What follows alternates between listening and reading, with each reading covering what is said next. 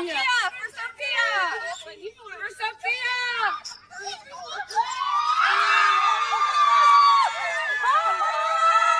Get him, Sophie! Just 4 words. That's all it took to send shockwaves through the entire basketball world and leave millions of fans questioning everything they thought they knew about Caitlin Clark's future. Love you always. A message that seemed innocent on the surface, but has now become the most analyzed sentence in WNBA history. Because what happened next? Complete silence. No explanation. No follow-up. Just pure radio silence from the woman who single-handedly transformed women's basketball. And now, insiders are whispering that those 4 words weren't just a goodbye to a teammate. They might have been Caitlin's farewell to the entire league. Let's rewind to where it all began, because this story is so much bigger than anyone imagined. When Caitlin Clark first stepped onto a WNBA court, she didn't arrive as just another rookie trying to find her place.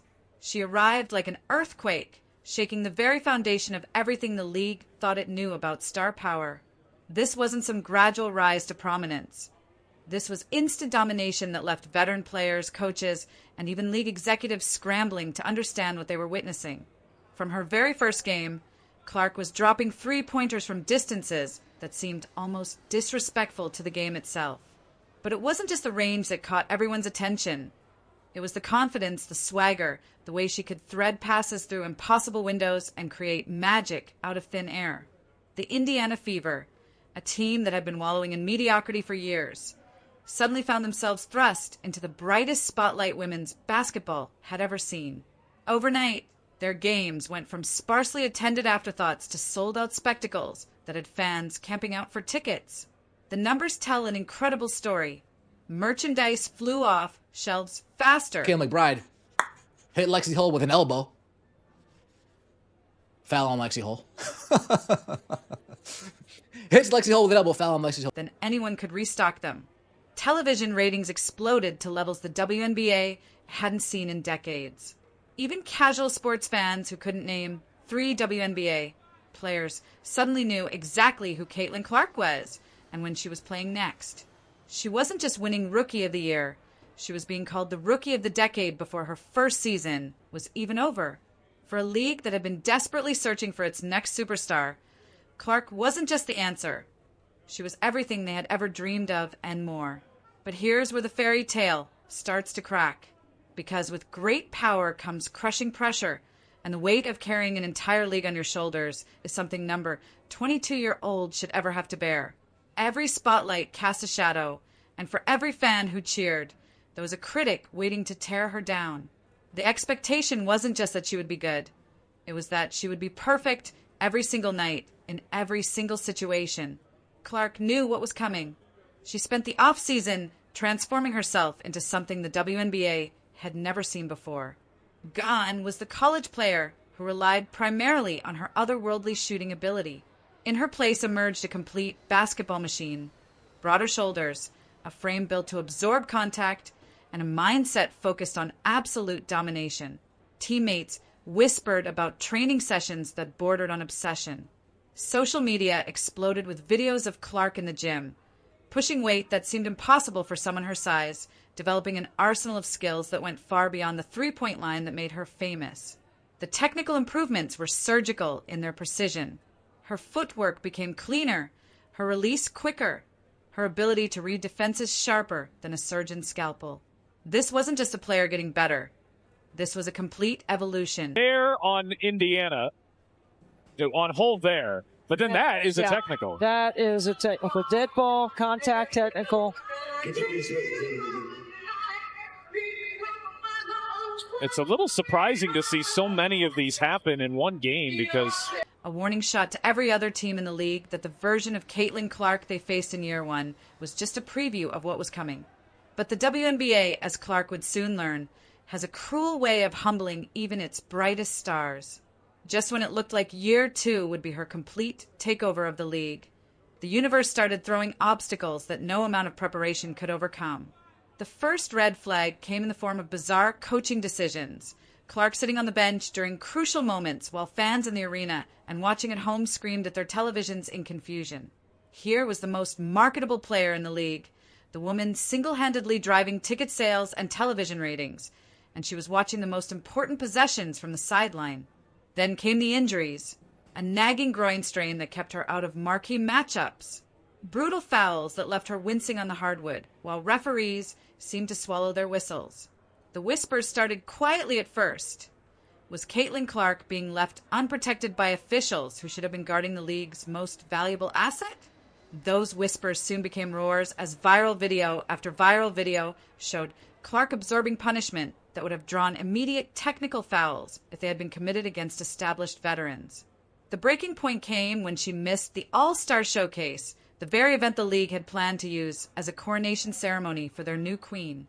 While rivals basked in the spotlight she had earned, Clark sat in the shadows, nursing injuries that many believed could have been prevented with proper officiating.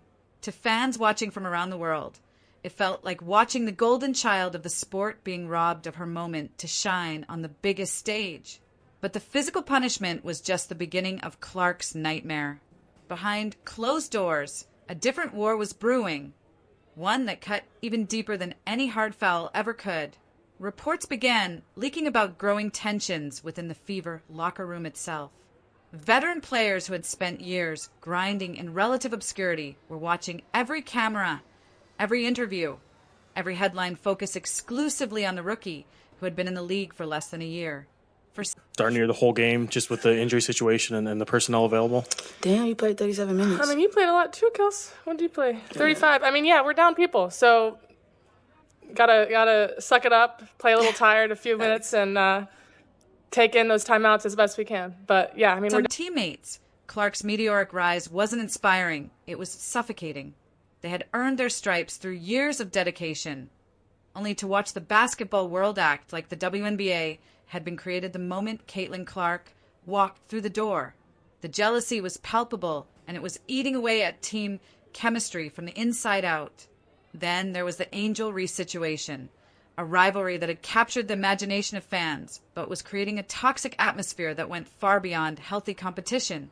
Every interaction was dissected, every stare down was analyzed, every collision was turned into a headline.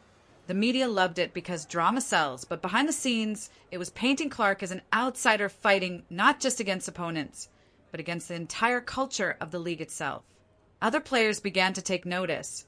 Hard screens that felt personal, elbows to the ribs that seemed calculated, trash talk that crossed lines.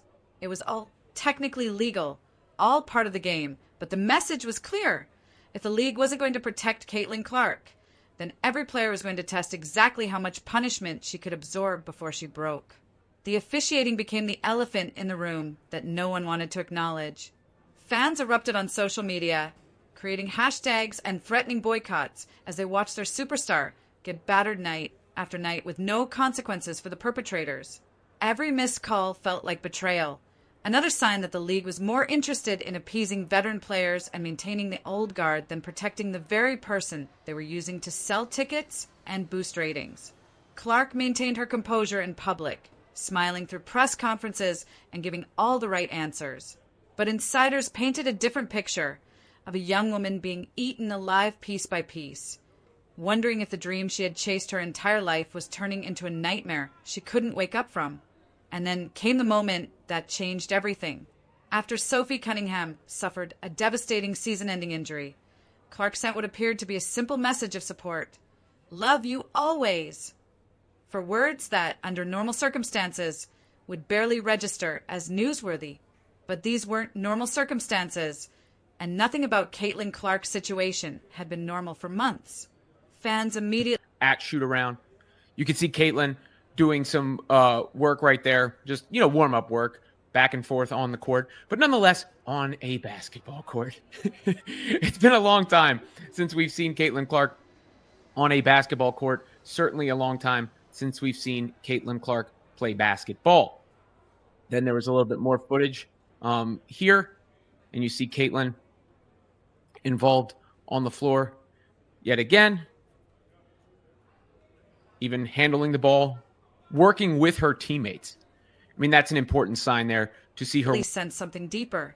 The timing was too perfect, the wording too final, The silence that followed too deafening. Social media exploded with theories and speculation. Was this just compassion for an injured player, or was Clark using Cunningham's situation as cover to send a broader message about her own future? The debate raged for days, with every word dissected like ancient scripture. What made it even more chilling was Clark's complete silence afterward. No clarification, no follow-up posts, no interviews to calm the growing storm. Just pure, strategic silence that screamed louder than any statement ever could. In a world where athletes are expected to constantly communicate with their fans, Clark's radio silence felt like a deliberate choice, and a terrifying one for anyone who cared about the future of the WNBA. Because the truth that no one wanted to admit was becoming impossible to ignore. Caitlin Clark didn't need the WNBA anymore. Her brand had transcended the league that made her famous. She had been teasing bigger ambitions for months, talking with media giants like David Letterman about potential opportunities, half joking about someday becoming a general manager, pouring her heart into foundation work that was already changing lives far beyond any basketball court. Overseas clubs had been circling like sharks, offering contracts that dwarfed anything the WNBA could provide, along with the respect and protection that seemed to be lacking in her home league. Media companies were reportedly reaching out with analyst positions, studio shows, and long-term deals that would make her the face of sports broadcasting without ever having to absorb another hard foul. Meanwhile, the league that had built its entire marketing strategy around her presence was facing the unthinkable possibility that their golden goose was about to fly away. Ticket sales that had skyrocketed because of her name were suddenly looking uncertain. Merchandise tables that had lived off her jersey were preparing for a world where their biggest draw might no longer be available. Television executives were quietly panicking about... I want to say this. If they want to even play in mid to late September, this isn't a playoff team, what we're watching right now. This isn't a playoff team. This is a Kelsey Mitchell, please save us team. Kelsey Mitchell, we need 40 and 10. 40 points, 10 assists from you every night to be in the playoffs. We need a Herculean effort in the second half. We need Lexi Hull catching fire late in the fourth quarter and in overtime for this team to continue to... What would happen to their ratings if Clark decided she'd had enough? Behind the scenes, league executives were reportedly in full crisis mode. One insider was quoted as saying that if Caitlin Clark stepped back, they wouldn't just lose momentum. They would lose the entire season. The WNBA had been banking on her to be their golden bridge into a new era of popularity and profitability. But instead of protecting their investment, they had allowed her to be pushed to the breaking point. The speculation reached fever pitch as every game Clark played began to feel like it could be her last. Fans couldn't shake the feeling that her cryptic message wasn't just for Sophie Cunningham. It was for all of them, a goodbye hidden in plain sight. Every day of continued silence only made the theories wilder and the fear more real. What started as the rise of a generational talent had spiraled into a full-blown crisis that threatened to tear apart the very foundation of women's professional basketball. The WNBA needed Caitlin Clark more than they had ever needed any player in their history. But the question that kept everyone awake at night was becoming impossible to ignore. Did Caitlin Clark still need them? Now, with just 4 words hanging in the air like a sword over the league's future, the entire basketball world holds its breath. Maybe Clark will return stronger than ever, silencing every critic and proving that she's still the unstoppable force who can carry the WNBA into its golden age. Maybe she'll pivot to her foundation work and build a legacy that changes lives far beyond any scoreboard. Maybe she'll take her talents overseas, where stars are celebrated instead of targeted. Or maybe those 4 words... Reaction looked like it was a lot more violent than that. It still got to hurt, though. The pass from Williams. Oh! really were her way of saying goodbye to a league that never truly appreciated what it had until it was too late. What we know for certain is that nothing will ever be the same. From the moment Caitlin Clark first picked up a basketball as a child to this very second, as we wait to see what she decides next, she has rewritten every conversation about women's basketball.